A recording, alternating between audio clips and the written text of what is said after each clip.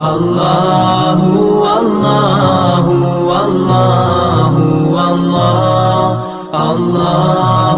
اللہ اللہ اللہ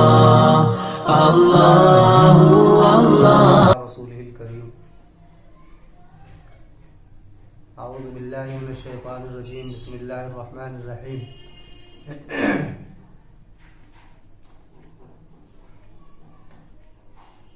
ولا تهنوا ولا تحزنوا وانتم الاعلون ان كنتم مؤمنين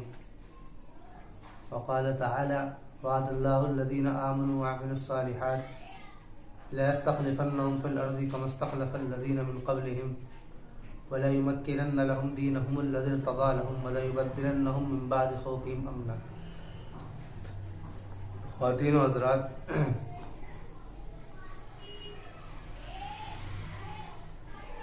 پوری دنیا کے اندر جو ایک آواز اٹھی ہوئی ہے مسلمانوں کو لے کر کہ مسلمان ہر جگہ بدنام ہے کہ اور مسلمانوں کی ناکامی یہ نظر آ رہی ہے، تو سوال یہ ہے کہ یہ مسلمان کی ناکامی کی وجہ کیا ہے کہ مسلمان ہر دور کے اندر اور ہر لائن کے اندر ناکام کیوں ہیں؟ وہ کیا وجہیں ہیں جس کی وجہ سے مسلمان ناکام ہے؟ بعض لوگ ناکامی کی وجہ سیاست بتلاتے ہیں کہ مسلمان سیاست میں نہیں ہے اس لیے ناکام ہے، پولیٹیکل میں نہیں ہے اس لیے ناکام ہے. کہیں پر سماج وجہ آتا ہے کہ مسلمان سماج کے اندر نہیں ہے، سماجی کام نہیں کر رہے، لوگوں کی دل جوئیاں ان کے لیے مدد فراہم نہیں کر رہے، اس لیے مسلمان ناکام ہے. بعض لوگوں نے اس کے علاوہ اور بھی دوسری وجہیں ذکر کی ہے. تو ان وجوہات کی بنیاد پر یہ بات کہی جاتی ہے کہ مسلمانوں کی ناکامی کی وجہ یہ ہے. لیکن ہم ذرا قرآن کریم کے اندر اگر غور کرتے ہیں اور قرآن کریم کو اگر اٹھاتے ہیں تو قرآن کریم اس کا کیا جواب دیتا ہے؟ تو قرآن کریم نے خوبصورت انداز میں ایک ہی آیت کے اندر اس سارے مضمون کو لپیٹ کر کے واضح کر دیا ہے کہ ناکامی کی وجہ کیا ہے. ناکامی کی جو وجہ ہے وہ کیا ہے، اس کی بنیادیں کیا ہیں، اس کو قرآن نے ایک ہی آیت کے اندر وہ اس کو مختصر طور سے اس کو لپیٹ کر کے دے دیا ہے. بات یوں شروع کی ہے وعد اللہ الذین آمنوا وعملوا الصالحات کہ اللہ تعالیٰ نے وعدے کیے ہیں دو لوگوں سے، یعنی کہ ان لوگوں سے جن کے اندر یہ دو صفاتیں ہوں گی، دو صفاتیں، ایک ایمان اور دوسرا عمل صالح. ایمان اور عمل صالح یعنی کہ ایمان و اخلاق کیونکہ اخلاق جو ہوتا ہے وہ حق کی ادائیگی کی طرف کو انسان کو لے کر کے چلتا ہے. عمل صالح کے اندر وہ ساری چیزیں داخل ہو جاتی ہیں جو کہ اخلاقیات کی قبیل سے ہوں، یا اس کے علاوہ سماجیات سے ہوں، یا اس کے علاوہ معاشرتی زندگی سے ہوں، معاملات سے ہوں. جتنی بھی چیزیں ہیں وہ ساری کی ساری اس کے اندر آ کر کے یعنی آ جاتی ہیں. اب اگر اس کا تعلق اللہ سے ہے تو اس کو حقوق اللہ کہیں گے، اور اگر اس کا تعلق انسانوں سے ہے تو اس کو حقوق العباد کہیں گے. تو یعنی کہ یہ اخلاق، اس کو اگر آسان الفاظوں میں سمجھا جائے تو ایمان و اخلاق سے ہم اس کو تعبیر کر سکتے ہیں. وعد اللہ الذین آمنوا وعملوا الصالحات، کیونکہ اخلاق کا سب سے بڑا، اخلاق کہتے ہیں صاحب حق کے حق کو ادا کرنا، صاحب حق کے حق کو ادا کرنا، جو جس کا حق ہے اس کے حق کو دے دینا. تو اخلاق جو صفات اس طرف اٹھاتی ہے کہ کسی کے حق کو ادا کیا جائے، کسی کی دلجوئی کی جائے، غریبوں کی مدد کی جائے، پریشان حالوں کی پریشانی دور کی جائے، لین دین کے اندر وہی اصول کار فرما ہو جو کہ رسول اکرم علیہ السلام نے دین نے طے کر دیے ہیں، عدل و انصاف کا اصول کار فرما ہو، کسی سے ملاقات کے وقت میں امانت و صداقت کا پہلو وہ ظاہر ہو. وہ ساری صفاتیں جس کو قرآن کریم نے اور احادیث مبارکہ نے الگ الگ طور پہ الگ الگ انداز میں ذکر کیے ہیں، تو یہ ساری وہ چیزیں ہیں، ان کو اگر ایک لفظ میں کہہ دیا جائے تو اخلاق. ان ساری چیزوں کو ایک لفظ میں کہہ دیا جائے تو اخلاق. اسی کو رسول اکرم علیہ السلام نے اس طریقے سے واضح کیا ہے ان المؤمن لیدرک بحسن خلقہ درجۃ الصائم القائم کہ مومن اپنے اچھے اخلاق کی وجہ سے نماز راتوں رات نماز پڑھنے والے اور دن بھر روزہ رکھنے والے کے اجر کو پا لیتا ہے اخلاق کی وجہ سے. تو اخلاق جو ہے اخلاق ان ساری چیزوں کی طرف کو اٹھاتا ہے. تو میں نے عرض کیا کہ ان ساری چیزوں کو اگر ایک لفظ میں دیکھنا جائے تو اخلاق. تو ایمان و اخلاق یہ دو بنیادیں ہیں. ایمان و اخلاق یہ دو بنیادیں ہیں کہ جس کی بنیاد کے اوپر مسلمانوں کی سیاست کا بھی فیصلہ ہوگا, ان کی ترقی کا بھی فیصلہ ہوگا اور ان کے دین کے ظاہر ہونے کا بھی فیصلہ ہوگا. یہ بات بہت سمجھنے کی ہے. یہ بنیادیں ہیں. اصل میں بات اس طریقے سے شروع کی ہے کہ اگر یہ دو چیزیں تمہارے اندر مضبوط ہوں گی, ایمان و اخلاق, لَيَسْتَخْلِفَنَّهُمْ فِي الْأَرْضِ کہ ہم تم کو خلیفہ بنائیں گے. لَيَسْتَخْلِفَنَّهُمْ فِي الْأَرْضِ خلیفہ یعنی کہ اقتدار تمہارے سپرد کیا جائے گا. کیونکہ جس قوم کے پاس میں اقتدار ہوتا ہے وہ قوم عالی ہوتی ہے, وہ دوسری قوم کے اوپر اس کی ایک گونا حیثیت ہوتی ہے. اقتدار کے منتقل ہونے کی وجہ, اقتدار کے انتقال کی بھی وجہ بھی یہی دو چیزیں متعین کی ہے. یہ خیال کہ مسلمان جو ہے وہ سیاست کے اندر ماہر نہیں ہے اس لیے پیچھے ہے, تو یہ شاید اس آیت سے یہ بات ٹکراتی ہے آ کر کے کہ مسلمان سیاست کا ماہر نہیں ہے اس لیے مسلمان جو ہے وہ پیچھے ہے. یہ بات اس سے آ کر کے ٹکراتی ہے. یا اس کے علاوہ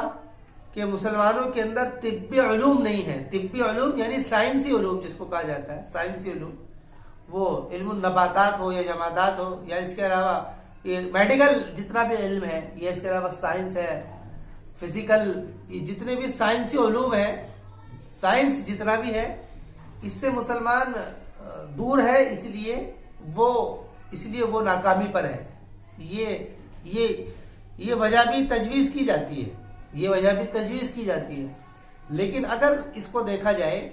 اس آیت کو اگر دیکھا جائے تو اس نے بات جو ہے دو ہی لفظوں میں کہہ کر کے ختم کر دی ہے. یعنی کہ مسلمانوں کے اندر جو ان کی جو کمی کی وجہ بنی ہوئی ہے وہ ایمان و اخلاق, یعنی ایمان و اخلاق سے اگر وہ لوگ کمزور ہوں گے تو ان کے اندر وہ ساری حیثیتیں کمزور ہوتی چلی جائیں گی کہ جو حیثیتیں کسی قوم کی ترقی کی یا کسی قوم کے علو شان مرتبہ ہونے کی وجہ بنتی ہے, وہ ساری وجہیں ختم ہوتی چلی جائیں گی. تو بات آگے کیا کہی ہے, لَيَسْتَخْلِفَنَّهُمْ فِي الْأَرْضِ كَمَا اسْتَخْلَفَ الَّذِينَ مِن قَبْلِهِمْ. پھر اس کے بعد میں مثالیں دی ہے, كَمَا اسْتَخْلَفَ الَّذِينَ مِن قَبْلِهِمْ کہ جیسے ہم نے پہلے تم سے پہلی جو قوم تھی ان کو ہم نے خلیفہ مقرر کیا. خلیفہ یعنی اقتدار ان کے سپرد کیا. اس سے مراد بنی اسرائیل بھی ہو سکتی ہے اور دوسری وہ اقوام بھی ہو سکتی ہیں کہ جو قومیں مسلمانوں کے اندر سے جو قومیں مسلمانوں کے اندر یعنی کہ علو شان کے مرتبے کی حامل رہی ہیں,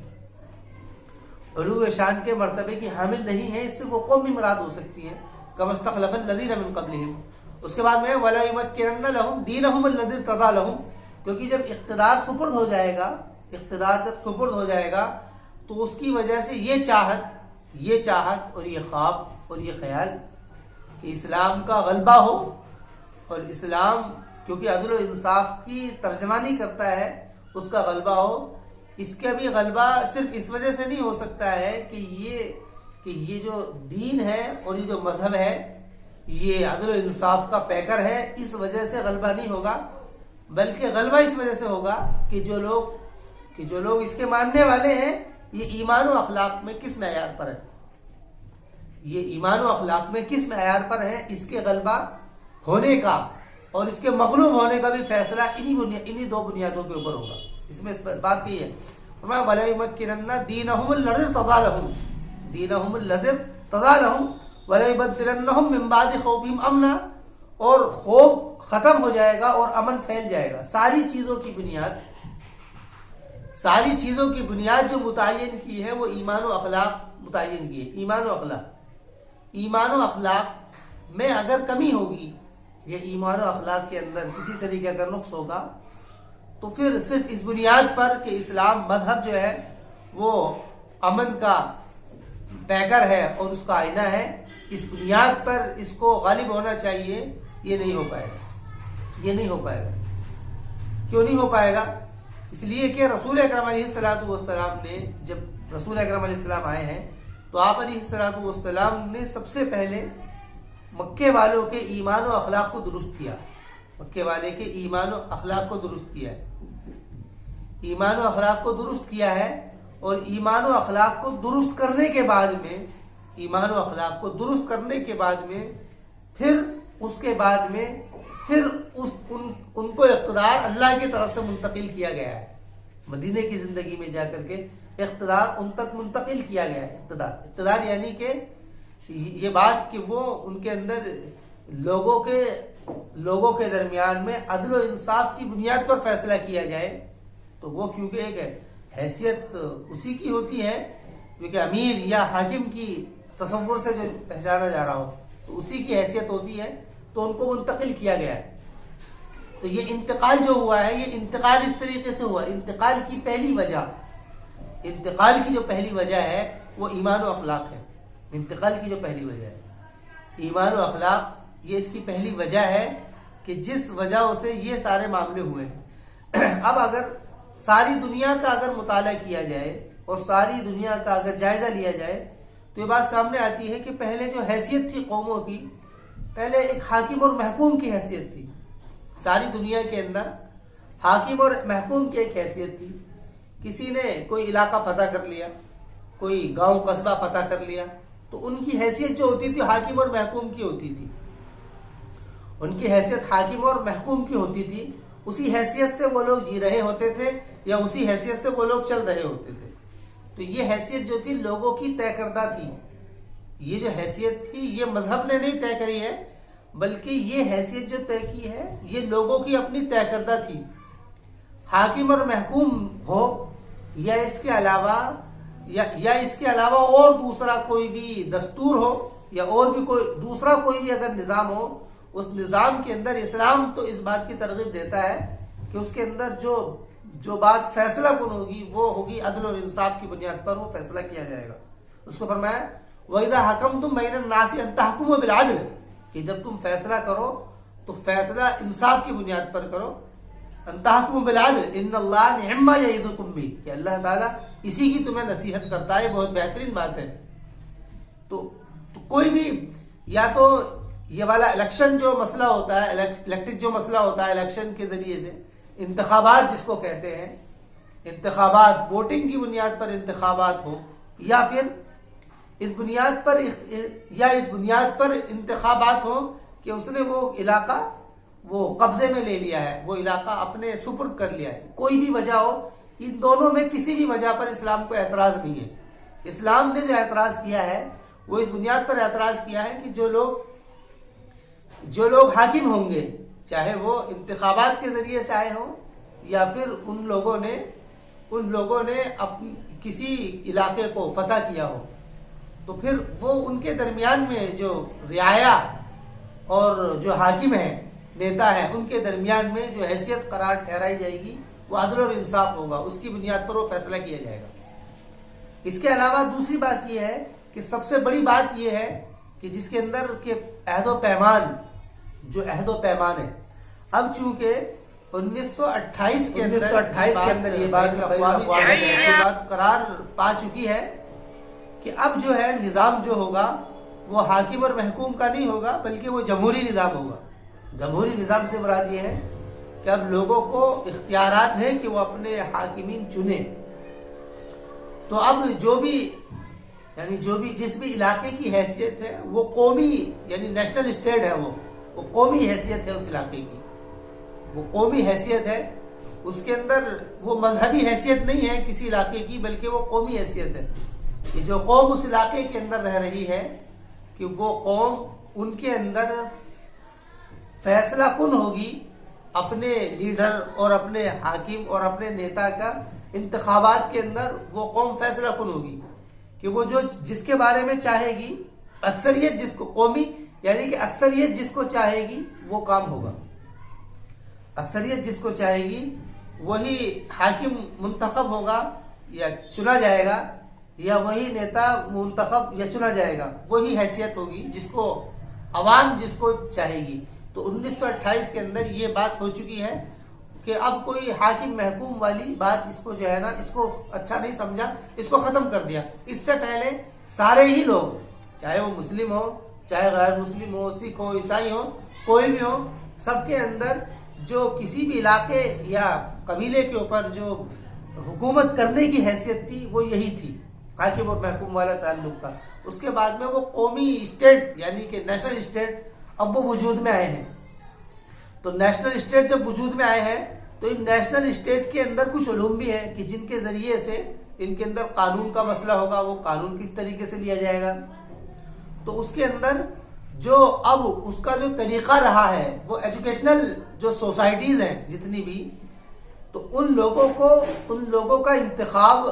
کیا جاتا ہے، کیونکہ وہ لوگ ان کے سامنے وہ سارے قانون جو کہ قومی حیثیت سے بنے ہوئے ہیں وہ سب ان کے سامنے ہیں۔ جو قومی حیثیت سے جو قانون وغیرہ طے ہوئے ہیں وہ سب ان کے سامنے ہیں۔ تو ان لوگوں کو فوقیت اور اہمیت حاصل ہوتی ہے دوسرے لوگوں پر۔ تو عرض مقصود یہ ہے کہ مسلمانوں کے اندر سب سے پہلی وجہ جو مسلمانوں کو درست کرنے کی ہے وہ یہ ہے کہ وہ اپنے ایمان و اخلاق کو درست کرے۔ اپنے علم یعنی ایمان و اخلاق، کیونکہ علم اس بات کا علم کہ اللہ ایک ہے، اور یہ ساری چیزیں جو کہ دی گئی ہیں ان ساری چیزوں کا علم ہو، اس کا ایمان ہو اور اخلاق سے وہ مضبوط ہو۔ ایک بات تو یہ ہے، لیکن یہی بات صرف کافی نہیں ہے، یہ بات بھی سمجھنے کی ہے، یہی بات صرف کافی نہیں ہے، بلکہ اس کے ساتھ ساتھ میں کہ جو دوسرے علوم ہیں، طبی علوم جن کو طبیعی علوم جن کو کہا جاتا ہے، طبیعی یعنی سائنس جتنا بھی ہے، سائنسی علوم جو ہے کہ اس کو حاصل کرنے کی ضرورت ہے، اور اس کے اندر اپنے آپ کو چلانے کی اور اس کو حاصل کرنے کی ضرورت ہے۔ اس کے لیے ضرورت یہ ہے کہ مسلم معاشروں کے اندر ایسے افراد نکلیں کہ جو افراد ان سائنسی علوم کے ماہر ہوں، ان سائنسی علوم کے اندر ماہر ہوں، چاہے وہ وکالت کا ہو، چاہے وہ میڈیکل ہو، چاہے اس کے علاوہ سائنس ہو، آرٹ ہو، اور بھی جتنے بھی علوم ہیں، اور ان سے اسلام جو ہے اس کو اسلام اعتراض بھی نہیں کرتا ہے ان کے اوپر۔ لیکن ان ساری جن بھی چیزوں کو حاصل کیا جائے گا، کچھ چیزیں تجربات سے حاصل ہوتی ہیں۔ اس کی مثال آپ ایسے سمجھیے کہ رسول اکرم علیہ الصلوۃ والسلام کے دور میں مدینے والوں کا یہ طریقہ تھا کہ وہ پیڑ کو پیڑ کے اوپر رکھا کرتے تھے، نر مادہ ہر چیز کے اندر ہوتی ہے، میل فیمیل۔ تو اس طریقے سے وہ کھجوروں کے اندر ایک خاص ترقی ہوتی تھی۔ تو آپ علیہ السلام نے پوچھا کہ تم یہ کیا کرتے ہو؟ اور عرض کیا رسول اللہ کی یہ طریقہ ہے، اس طریقے سے کھجور کی پیداوار زیادہ ہوتی ہے۔ تو آپ نے فرمایا کہ نہیں، کہ یہ طریقہ مناسب نہیں ہے، تو آپ نے منع کیا۔ تو حضرت صاحب فرماتے ہیں کہ ہم نے وہ جو مسئلہ تھا نر اور مادہ جو پیڑ کو کرنے کا تھا وہ ہم نے ختم کر دیا۔ اگلی سال ہماری کھجور کی پیداوار کم ہوئی۔ تو رسول اکرم علیہ السلام جب یہ بات پہنچی تو آپ نے فرمایا انتم عالم بامور دنیاکم، کہ میں تو نبی ہوں، رسول ہوں، میں تو تمہیں دنیاوی دینی کچھ احکامات دینے آیا ہوں، اور اپنے دنیاوی امور کو تم مجھ سے کہ تم بہتر جانتے ہو، لیکن حیثیت جو قرار دے دی ہے کسی بھی دینی علوم کی یا دینی تجربہ، دنیاوی علم یا دنیاوی تجربات کی اندر جو چیز کار فرما ہوگی وہ وہی عدل و انصاف اور وہی قرآن اور حدیث ہوگا۔ دوسری مثال رسول اکرم علیہ الصلوۃ والسلام کی غزوہ خندق کے موقع پر رسول اکرم علیہ الصلوۃ والسلام نے تدبیر جو قبول کی ہے وہ حضرت سلمان فارسی رضی اللہ عنہ کی تدبیر قبول کی ہے۔ حضرت سلمان فارسی رضی اللہ تعالی عنہ وہ شخص تھے کہ جو کہ ان کو اتنا وقت بھی نہیں گزرا تھا رسول اکرم علیہ الصلوۃ والسلام کے ساتھ میں، لیکن غزوہ خندق کے موقع پر جو تدبیر رسول اکرم علیہ السلام نے قبول کی ہے وہ حضرت سلمان فارسی کی ہے، جس میں انہوں نے تدبیر پیش کی تھی یا رسول اللہ کہ خندق کھود دی جائے دشمنوں کے درمیان اور ہمارے درمیان میں ایک خندق کھود دی جائے، مکے والے اور مدینے والوں کے درمیان میں ایک خندق کھود دی جائے، کہ اس طریقے سے یہ ہوگا کہ وہ ہم تک پہنچنے میں عاجز رہیں گے اور ہم لوگ آسانی سے اپنے اس مقصد کے اندر کامیاب ہو جائیں گے۔ تو وہ رسول اکرم علیہ السلام نے ان کی بظاہر وہ تدبیر جو تھی وہ بزدلی کا مظاہرہ تھا. بظاہر وہ اگر تدبیر دیکھی جائے وہ بزدلی کا مظاہرہ تھا، یعنی اپنے آپ کو سیف کر لینا تھا. یعنی ایسا سمجھ لو جیسے کہ اپنے گھر کا دروازہ بند کر لیا. وہ بظاہر یہ کام تھا، لیکن چونکہ ایک یہ حکمت عملی تھی، رسول اکرم علیہ السلام نے اس کو پسند کیا. اور چونکہ اسلام نے اس کے اوپر اعتراض بھی نہیں کیا، کیونکہ خود رسول اکرم علیہ السلام تھے. تو رسول اکرم علیہ السلام کے ہونے کے باوجود بھی رسول اکرم علیہ السلام نے اس کو ناپسند نہیں کیا، بلکہ اس کو پسند کیا اور سلمان فارسی کی اس تدبیر کو قبول کیا اور وہ کام کیا. اور پھر اس کے نتیجے میں قرآن کریم کی تائید بھی ان کو ملی، کیونکہ دنیاوی امور جو ہوتے ہیں، دنیاوی امور کے اندر جو فیصلہ لیا جائے گا وہ تجربات کی بنیاد پر فیصلے لیے جاتے ہیں. تو یہ جو جتنے بھی سائنسی علوم ہیں یہ تجربات کو گزر چکے ہیں کہ ان کے حاصل کرنے والے اور ان کو لینے والے، ان کو لوگ جو ہے وہ، کیونکہ ان کو لوگ آگے رکھ رہے ہیں اور اس پر اسلام نے اعتراض بھی نہیں کیا ہے. اس لیے مسلمانوں سے یہ درخواست کی جائے گی، تو اگر یہ تجویز جو میں نے عرض کی ہے اگر یہ صحیح ہے، یہ تشخیص اگر صحیح ہے تو پھر مسلمانوں کے اندر ہر ایک محکمے کے اندر ہر ایک کی ضرورت یہ ہے کہ وہ ان دو لائنوں سے کام کرے. ایک تو ایمان و اخلاق کی درستگی کی کوشش کرے، اسی کی بات رکھے، اور دوسری بات یہ ہے کہ طبی علوم جو ہے، طبی علوم ہے، سائنسی علوم ہے، اس کی طرف لوگوں کے اندر کوشش کی جائے کہ وہ اس کو حاصل کریں. وآخر دعوانا الحمدللہ رب العالمین.